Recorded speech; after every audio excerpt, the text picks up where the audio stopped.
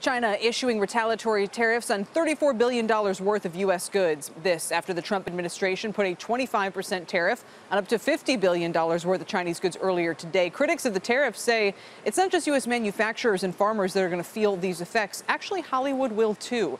The Chinese box office impacts so many of its exports. Now, joining us for more on how this could impact the movie industry is Marc Ganis from Sportscorp.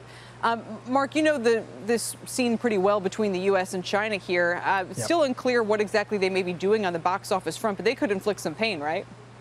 Oh, absolutely. The Chinese box office is the second largest in the world. About half of their total box office is international movies, imported movies, and the lion's share of those are from Hollywood. So if they decide to take any retaliatory action, it would hurt Hollywood significantly.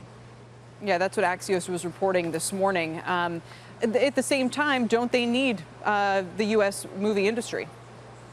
Well, interestingly enough, they did before, but they need it far less now.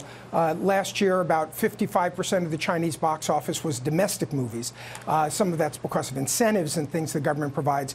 But they don't need us the way they did.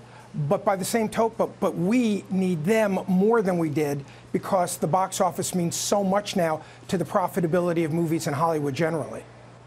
Is there something Hollywood could do about that? You know, if they sort of look, China is there because it's a lucrative, obvious market. But if it becomes less lucrative, do they turn their sights elsewhere and maybe they throw, you know, different kinds of actors and subplots into these movies? Because I see the way they're doing it with China these days.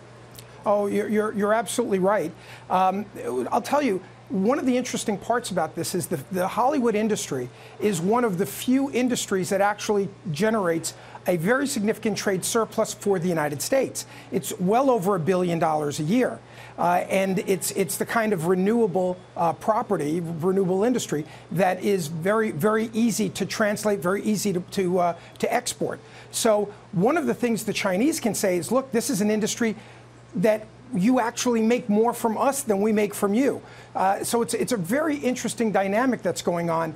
And I will add one other thing. The Chinese government just changed their entire structure for the film industry and moved the China Film Bureau under the Ministry of Propaganda, which is actually going to make life a lot more difficult. Yeah, a lot more difficult for Western content providers into China.